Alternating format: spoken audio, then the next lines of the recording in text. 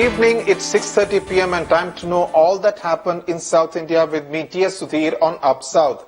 Our top story today is on the Delhi impact on cities in South India, especially among commuters who regularly use a radio taxi. We are talking about Bengaluru today, where the Karnataka Transport Commissioner said that all drivers will actually be re-verified. Whether this actually takes place on the ground or whether it remains one of those many promises that are not delivered, we'll have to wait and see. Joining me live from Bengaluru is my colleague Pratibha Raman, who has been tracking the story there in Bengaluru. Pratibha, what have been the reactions among commuters in Bengaluru, especially women who actually commute late at night after work? Well, Sudhir, also at the outset, when the Transport Commissioner did mention the fact that most often the background checks of the drivers aren't really done and that permit measures as well as the GPS system needs to be installed, all these were actually brought to light in 2005 when there was a case of a rape incident that was reported here in Bangalore. And at that time, these measures weren't made mandatory. It's only now. So more or less, most of these Bangaloreans are quite outraged with the fact that when that was a rude wake-up call, why did the government not really make these things mandatory? I have with me a commuter who actually takes these radio taxis at least about 3 or 4 times in a week, and he seems to think that this is a knee-jerk reaction. So wouldn't you agree with me, Akshay? I'll definitely agree with what you're trying to say. I've used these taxis with a girl, I've travelled, and I feel that they're quite safe. But the recent developments is a major setback for us. So probably banning all these taxis will cause a lot of commuter trouble. More of a knee-jerk reaction, I believe. So why not introduce some measures and not just banning it and just taking it out of the system altogether. So why not having these background checks as you were talking about and introducing those mandatory GPS systems. And also, I believe the government should know of what is happening around their own territory. As for a fact, in a report I read, that the Delhi government officials never knew of those radio taxis until this came to light. So what needs to be done is probably regulatory measures and not just banning the whole taxi once in a while. So Sudhir, at the end of it all of them seem to think that radio taxis are definitely a necessity in today's scenario. But then the fact that background checks, from background checks to these GPS system, most of these measures need to be put in place and make sure that the government also takes enough initiatives and ensures safety of women as well as passengers who actually go and commute in these taxis quite often, Sudhir. Pratibha, you've also been interacting with a lot of women commuters. What do they say? Are they actually taking a few steps in order to ensure perhaps keeping in touch with somebody back home or with their friends while they are traveling in a new taxi? What are the kind of steps that they are taking to ensure that they remain 100% safe? But most of these women in Bangalore do seem to think that the first step that they need to do is send a message or click a snap of the number plate that's there and ensure that somebody is informed, and also make sure that the permit of the vehicle is there, so they need to see the license of the driver. So some of these things, passengers take the initiative themselves to do such things to ensure that they are safe. But then most often what happens is they seem to take it for granted that these vehicles have the necessary permit or that the background check of these drivers are done. It's better than going in an auto rickshaw. But now there are two kinds of reactions that are evoked here. One is the fact that they seem to think that at least in an auto rickshaw it's an open space, you can shout out for help. But the second is the fact that during late nights, what if the auto rickshaw driver takes you to some unknown place? At least in the cab, if there is a GPS system, the location could be traced. Sudhir. Right. Pratibha Raman, thanks a lot for joining us there from Bengaluru. So obviously the big message there is that the commuters have to really take care of their own safety instead of just depending on the GPS system which may be installed in that cab in any city that you may be living in. Thanks a lot for joining us. Now, the Intelligence Bureau yesterday issued a high alert, especially after the escape of those semi-convicts from Khandwa jail in Madhya Pradesh in October 2013, after which they have actually committed several offences with footprints in several states of India, more notably South India. In fact, the alert says that Rajasthan, Karnataka and Maharashtra could be on the terrorist target. The IB has also intercepted conversation from across the border where Pakistan-based organizations are heard collaborating with these men for a terror attack in the next few days. The last known location of this group was significantly in Karnataka. But before that, they were involved in looting a bank in Karimnagar in Telangana in February 2014. And it is also believed that they could have been involved in carrying out the bomb blast at Chennai Central in May 2014. Joining me now for a perspective is Rohini Swami, who has been talking to several intelligence officials there in Karnataka. Rohini, so Karnataka, especially Dharwad and later on in Hospet, were the two areas where the intelligence officials seemed to have an idea that these men who had escaped from the Khandwa jail in Madhya Pradesh had actually set up base, and that's where they were actually planning and plotting to carry out these different acts, especially Karimnagar bank robbery and the Chennai Central blast. That's true, and they've also used these kind of areas which are slightly remote areas, not the usual suspect areas, be it around Mangalore, Bhattal area, but they've moved towards Dharwad and Hospet in Bellary. We have information from who are sources, especially who are part of the investigation, also saying that between December and March 2013, as soon as the Bangalore-Chennai train blast which happened in Chennai railway station where a software engineer was killed, they fled to Dharwad. They rented a house over there. They were staying between December and March, after which when they realized that they had to go undercover again, they moved to Hospet, and they were there almost till September 2014. That's not very long ago. Yes, there are footprints that we're seeing in Karnataka also, and yes, they have also found places with the Abu Faisal gang, these members who are there who have gone missing.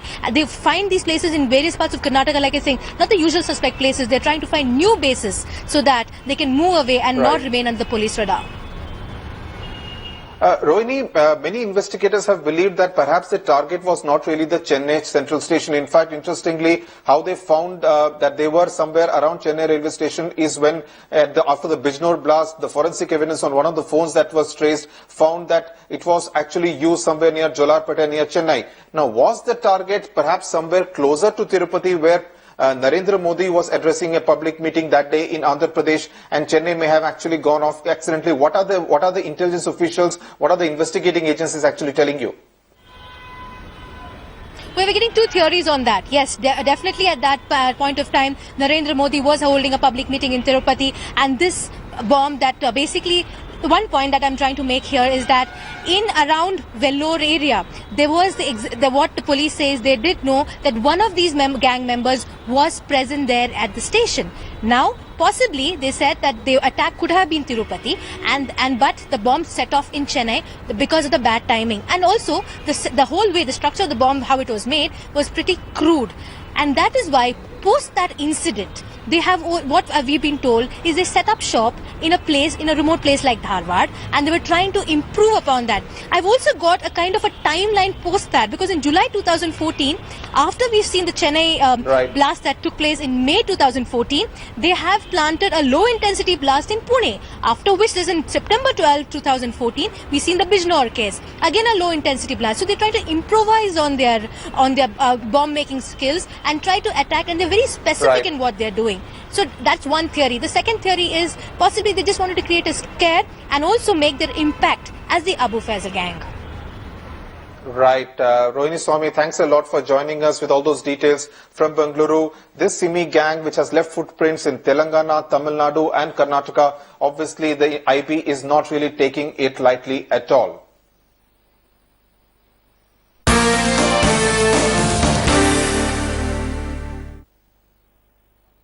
News now from Andhra Pradesh. One of the biggest drawbacks that the Andhra Pradesh government now faces is that the new capital area of Vijayawada does not have an airport that is really in the big league. That's because the brownfield project will actually need them to acquire land, and the farmers are simply not willing to give up their land. Ratnika Sharma reports from Vijayawada.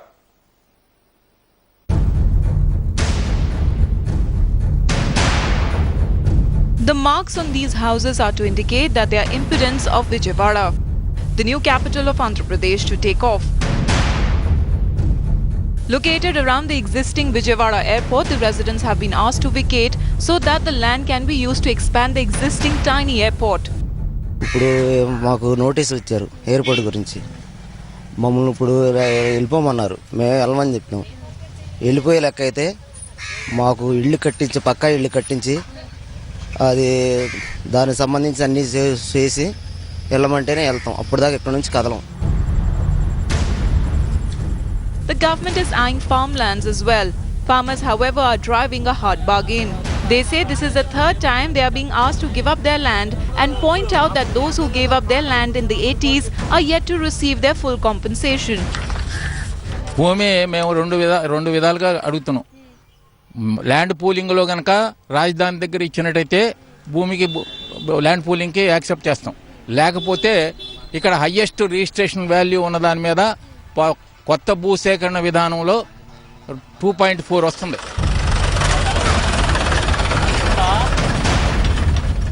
Though the government realizes that the existing airport is woefully inadequate, it is not planning for a greenfield airport yet. I feel it's better to expand Vijayawada airport as the land here already acquired. It's very costly land and it's already in the position of Airports Authority of India.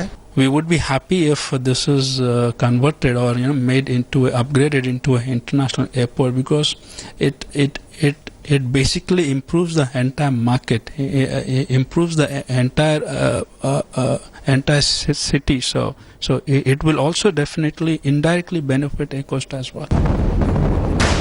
With Vizag Airport badly damaged after Cyclone Hurhur and Vijayawada Airport running into trouble over expansion trouble, Chandrababu Naidu is clearly facing starting trouble in Andhra Pradesh. With Ratnika Sharma, Bureau Report, Headlines Today. Now, life is all about having the right apps on their smartphone, and that has become a way of life for two young brothers, 14 and 12-year-olds from Chennai, who are also India's youngest CEOs.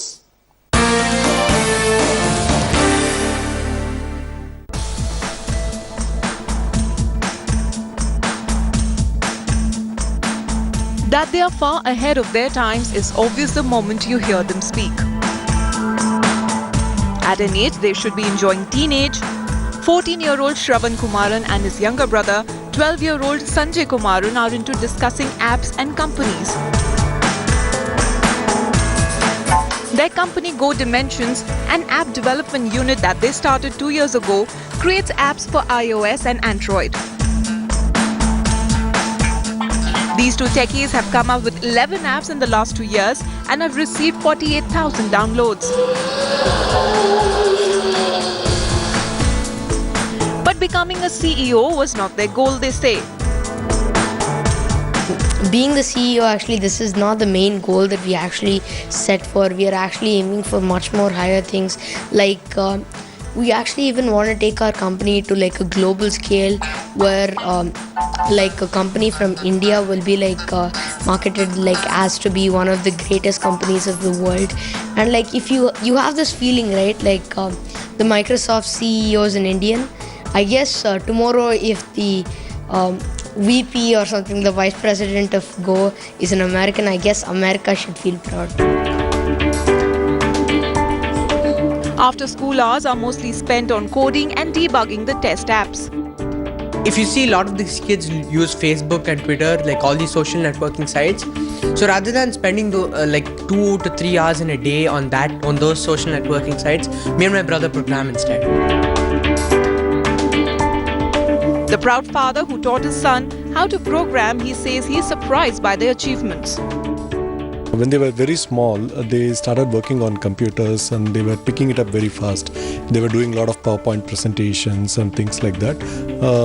Paint and other things they were doing when Sanjay was 3 and Shravan was 5. So that's when I felt, why don't we challenge them with a little bit more, and I thought I'll teach them some programming language and started off with teaching them basic. It was more of, I didn't have any expectation at that time. It was more of an experiment. So, but then they started doing it pretty fast, and that was very surprising. So that's when we felt that okay, these guys definitely have something in them. So we started giving them more and more on that. Shravan and Sanjay are now working on their new tablet and a reality virtual device, which will be one of the economical devices. With Srisha Reddy in Chennai, Bureau Report, Headlines Today.